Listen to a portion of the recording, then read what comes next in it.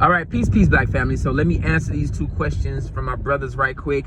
So the first book reference that I would go with is Marimba Ani's book, Yurugu, an African-centered critique of European culture. Very powerful book. It talks about the Asili, the root of their culture.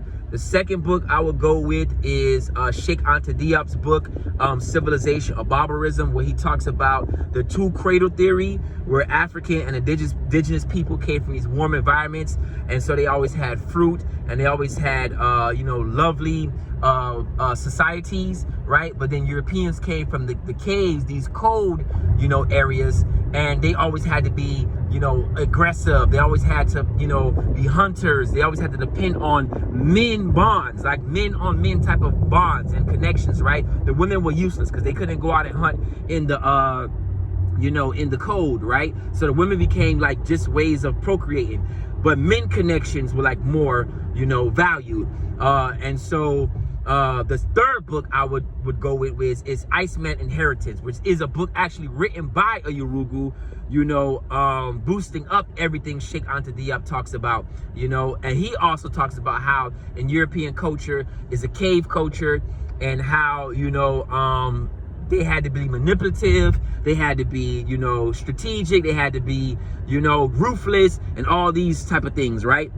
So those books right there will kind of define for you what European culture is and how it operates, especially how when we go out to dinner, right, we eat with candlelights, right? The reason we eat with candlelights is because Europeans came from the caves and they ate in dark environments, and so we sit around and say, oh, it's romantic to go to a restaurant, eat in the dark with a candle, and then turn around and have a bloody steak, right? A medium rare steak. These things all evolve from European culture, but because we don't understand European culture, study European culture, we don't know when we're acting like Europeans, and we don't know when European culture is being upheld to us, right?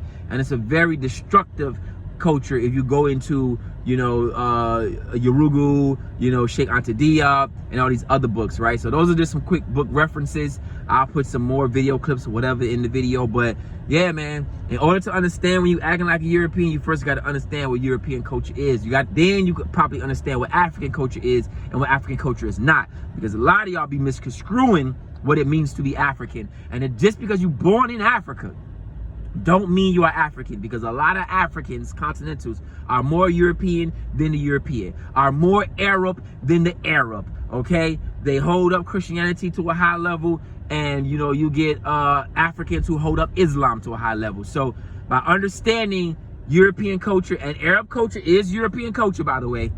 Arab culture is European culture. Do not get confused. It is very much Arab culture. Iran stands for Aryan, if you do not know that, all right? So again, check out those 3 books right there.